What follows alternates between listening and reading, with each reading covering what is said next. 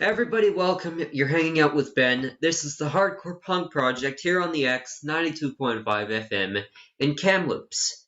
Already a punk rock staple in Ontario, MVLL Crimes will be releasing their debut album Embvrvss Me on September 9th via Cursed Blessings Records.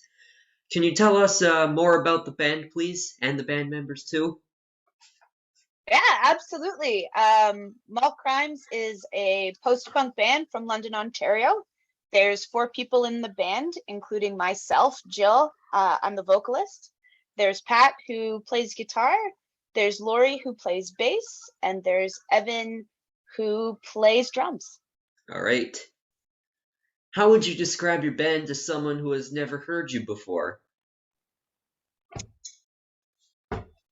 That's a great question. I've been having lots of discussions lately about how to even classify MVLL Crimes. So the post-punk or even post-hardcore feels very safe and very accurate to me. I would say if you like satire and you like angry music and you enjoy high energy live performances, you'd probably enjoy MVLL Crimes as well. All right. Do you feel that the punk movement is growing again with the way that the world is now? 100%. Yeah, great question. In lots of different ways too. I feel punk is getting a lot of new eyeballs on it because there's been this resurgence of pop punk. I'm thinking specifically of Machine Gun Kelly. And I think with anytime something more underground or something more alternative connects with mainstream culture, even in these ways where pop punk is certainly several steps removed from 77 or punk or hardcore.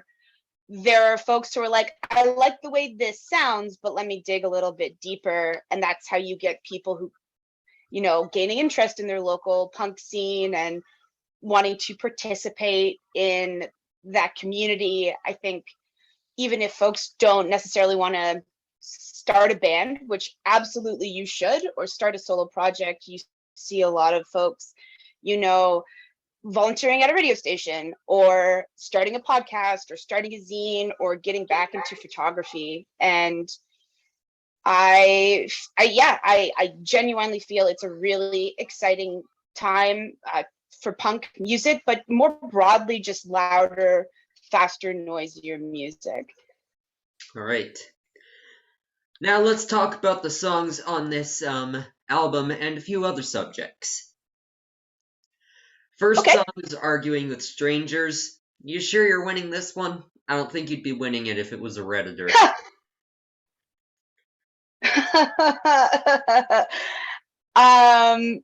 So arguing with strangers on the internet is more making fun of a really bad habit I personally have, and I think is maybe an issue a lot of people have from time to time, where you get overly invested in something really inconsequential on the internet.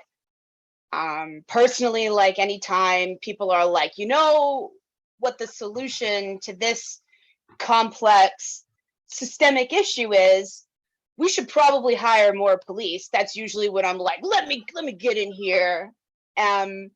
So to connect back to arguing with strangers, it's about that sense of, if you think you're winning anything ever on the internet, you have just blown away hours of your life, my friend. It's not the times it is worth it, I think, are so far outweighed from the times that are not. You can get in there, you can make your valid point, you can move on in your life, but if you're 70 comments deep in some internet nonsense, just take a breather, move on. The future is now.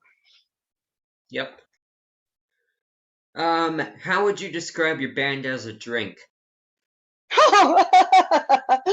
uh, well, I think we'd be a little sweet, a little citrusy, and a little spicy because drinks that have those qualities are always my favorite.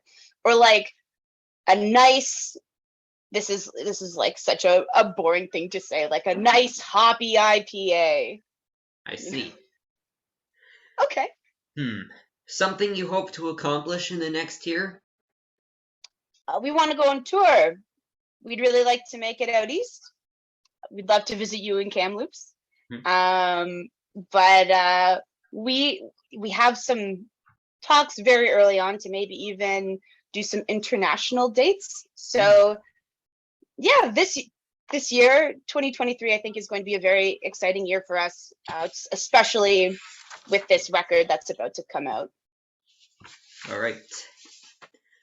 Next song is Bootlicker's Reprise. I actually know a band called Bootlicker from around here, but they're touring around Europe at somewhere. Have you had them on your show before? Yes, I have played them on my show before, like once, but I try not to play short stuff like that because then I have to play more of it. I've been there. I've been there. I totally get it. But Yeah, I yeah, love Bootlicker. yes, I know everybody from that band. What does this song represent? So Bootlicker's Delight Reprisal is a throwback to some of the stuff we explored on our last release, which is also called Bootlicker's Delight.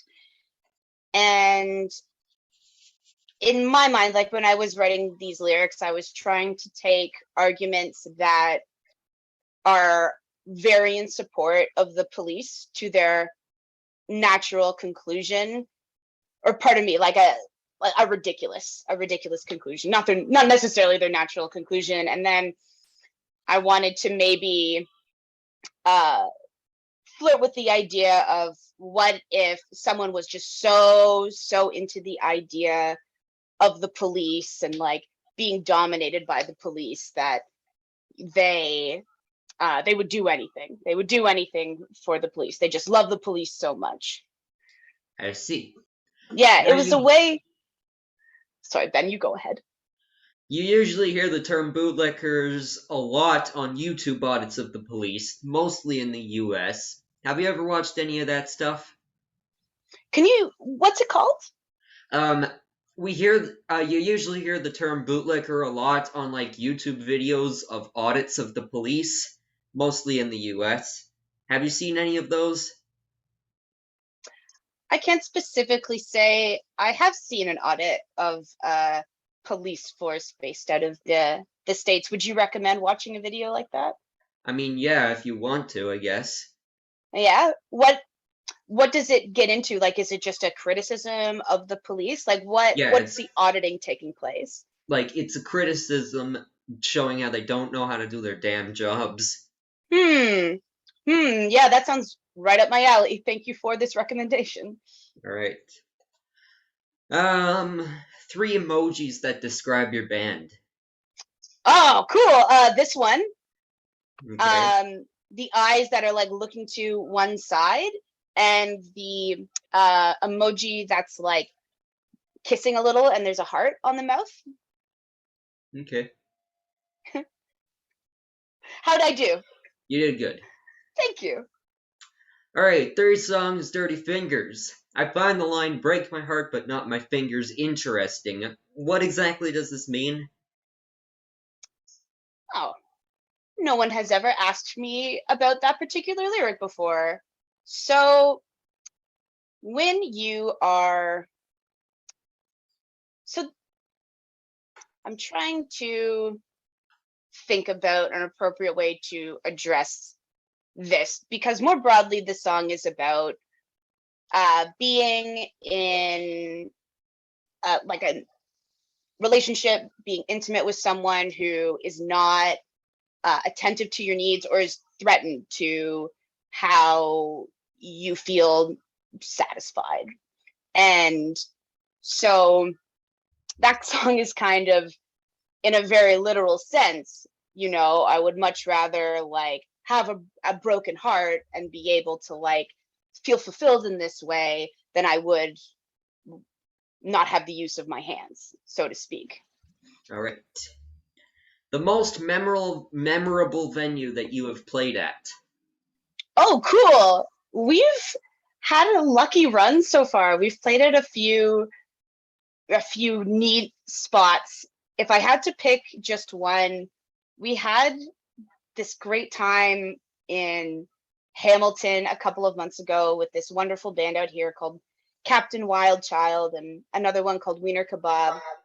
We played the Casbah, and it's a smaller venue. It's like maybe 100, 200 people cap, but the layout was impeccable. Nice big stage, but like pretty low and good, like clear view and a nice deep room. And the bar was in a area that wasn't super intrusive to the flow of people. So that one really sticks out in my mind. Earlier in the year, we did a small string of shows with this wonderful band called Haters from Australia, who you should absolutely check out.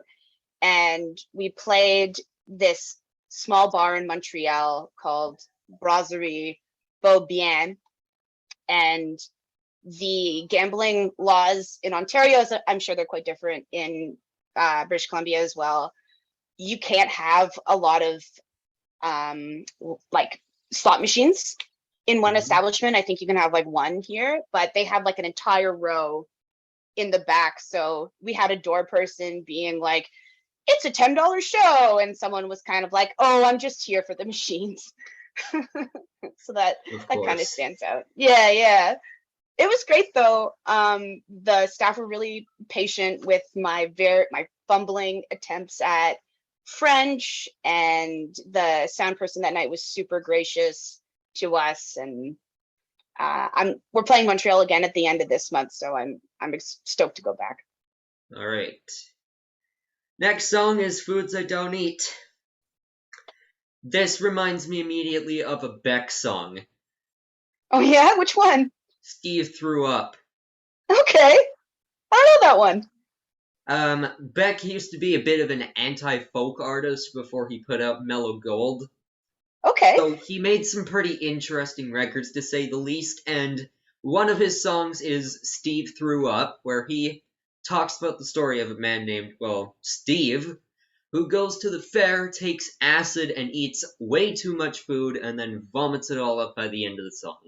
I'm going to check this out for sure. Thank you so much for this. But specifically the part during the end where Beck just starts listing out random foods with no particular order is what this reminded me of. Beautiful. Beautiful.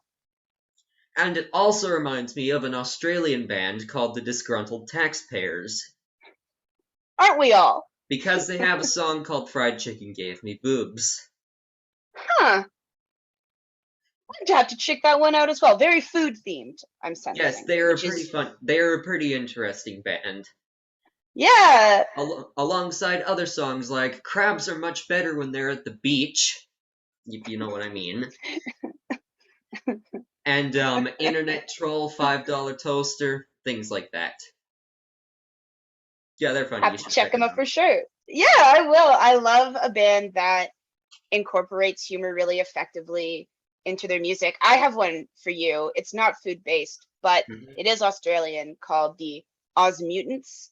They released an album a few years ago called The World in Handcuffs, and it's brilliant. And like, I laugh out loud every time I listen through.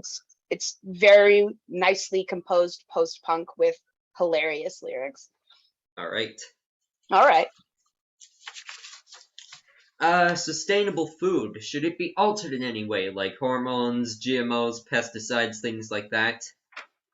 Oh man, what a good question. So I think before we even examine the issue of genetically modified food, we have to think about how do we consume food in a way that isn't devastating to our environment, right? This means rotating crops. This means less farmland dedicated to grains for corn syrup. You know, we should perhaps see more of a return to locally grown food and eat in accordance with what's available depending on the time of year. So obviously that's not a possibility, and that's not something that's just one or two steps to implement. What I just outlined there is like a pretty like systemic overhaul of the current system.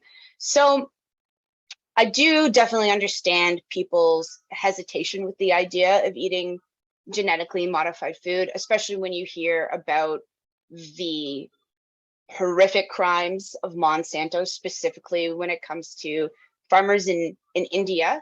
I think if we were maybe able to make genetically modified food, but in a way that was without copyright, because Mm-hmm.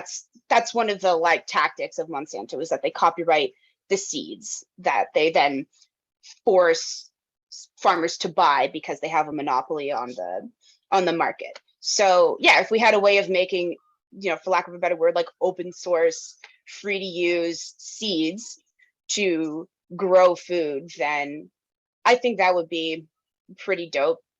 I know like you can always raise the argument of like, we don't know the implications of something like this down the line. I think there's a significant enough body of science that indicates, depending on the modification being made, I'm thinking specifically of tomatoes having some of the qualities of Arctic fish, and this means they can be like transported for longer times. They can stay on shipping containers for a longer period of time. Like there are reasons to believe like like GMOs are appropriate in some instances. Mm-hmm. All right, we have one more song left, and that song is. It's checking out. It was a beautiful spin. I tried not to hit the bed. You did great. You did great. Okay. I actually played this song on my show a while back. Thanks for doing that. And what can you say about this one? Checking out is about getting older and going away from the things that gave you joy and trying to be, you know, like trying to live this middle class dream in a world where the aspirations of the middle class, especially if you're coming from a lower income, are becoming increasingly out of reach, arguably if they were ever really within reach. So it's about, you know, in one way, giving up on things that gave you a sense of self to buy into a system that will just like crush you and eat you up, and just like refusing to participate further in that system. All right. Okay. You're at NASA in the control room, and you see a red flashing button. Nobody's looking at you. The number above the button is 666. Do you push it or not? Push it. Of That course. button's getting pushed. Yeah. No Yes, of course. hesitation. What pow? Like, is it in glass? Because I'm going in fist first. That's not specified. Okay. Okay. Just wanted to paint the mental picture. If you could put something in a time capsule that would not be opened for 50 years, what would it be and why? It would be a copy of The Dispossessed by Ursula K. Le Guin, because currently I think it's out of print, and that book's probably coming up on about 50 years old and is still incredibly relevant and very enjoyable to read. So the folks who open the time capsule, probably not everyone is going to be interested in that book, but as long as one person is, and maybe they're prepared to share it around, we're good. We're in good shape. Alright, I usually get a bit of mixed responses from this question. Some people answer it right away, like you. Some people take a little bit of time to answer it, and then one person didn't even answer it at all and had to wait until like a day or so to answer it. Ooh, okay. Like, she was just so confused that she couldn't answer the question. You had But to sit with it a bit? but it was in a good way. Oh yeah, good. Well, it's really important, I think, to take times and reflect on this stuff, right? Yep. If you had 2 minutes to address all the world leaders, what would you say and why? Oh my god. Mio Mayo. I think if I would maybe be in the, I really like the way Greta Thunberg has responded in those situations where she is just prepared to be as scathing as possible. So I would probably ask people to remove themselves from the pockets of billionaires and to stop only representing the interests of the wealthy who have no interest in the sustainability of the planet, and start trying to protect workers and lift folks out of poverty and provide workers with the means of production, and stop funding police and start funding schools and hospitals, and recognize that water is a basic human right, and the idea of privatized for-profit bottled water is so evil. I don't know if we're able to swear on this fine program, but No, no, very, very evil. because then I'll have to go in and censor it afterwards, and that's a pain. I don't want you to have to do that. So I'm glad I Nestle. asked. Um, it's tough being someone like me in Canada and wanting to go to concerts and shows because, there's a lot of cool bands that come here. There's just not enough all ages shows, and it's very annoying. That is so annoying. I am I am not in that position anymore, but I certainly remember being younger than 18 and wanting to go to shows or just wanting to see live music and not being able to. And I see you. There is a wonderful band here in London called Thunder Queens. Both of the members of that band, pardon me, all three of the members of that band are all under the age of 18. And so they'll have situations where they're asked to open a show and then they immediately have to leave. They don't get to stay in the building to the end of the show that they played. And it would be so great if we could start utilizing DIY spaces more, having like, I'm not quite sure what the specific permitting is, but like having wet dry events. I know the concern is, you're going to have an all ages show and there's going to be a bunch of people who show up to drink, but it's like, I don't know, as long as the people performing, the people working are being compensated for their Mhm. time, I don't understand why that's such an issue. So it's yeah, it's an issue everywhere, I think, and I am trying to figure out a way around that, right? Do you Yep. ever, like, as someone who can only go to all ages shows at this point, are you ever do you ever feel unsafe in those environments? Like, no? Nope. Good. Yeah, Um, good. okay, now this is the last question that I ask all the artists I interview, which is a lot. I don't even remember the exact count. Wow. I'm gonna just guess and say it's 80. That's a huge number. Wow. Okay. I have contact with the record labels, I can do stuff like that. There we go. Okay. Okay, so the challenge is to record yourself and upload it to YouTube, you performing one of your songs while doing goat yoga. By doing goat yoga? Or if you prefer Okay. not to, regular yoga works as well. Okay. So doing yoga while doing one of the songs. So is it just me as the vocalist doing the yoga? I No, all suppose of that you makes have to more do sense. this. All of us have to do. in like a die position, like the number 5 on a die. All of you laid out like that, but you're doing push-ups with a goat on your back.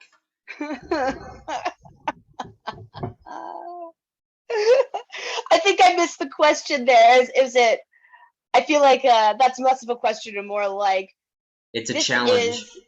is the I'm challenging you. Okay. Well, let me figure out.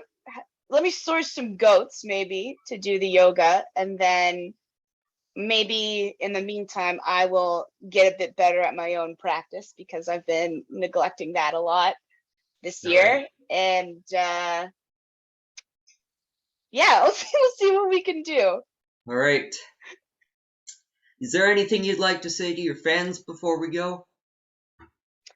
Well, thank you so much for having me on the show, Ben. It's been wonderful chatting with you. And we're dropping You Embarrass Me on September 9th. We've got a release show on September 9th in London and on September 17th in Toronto.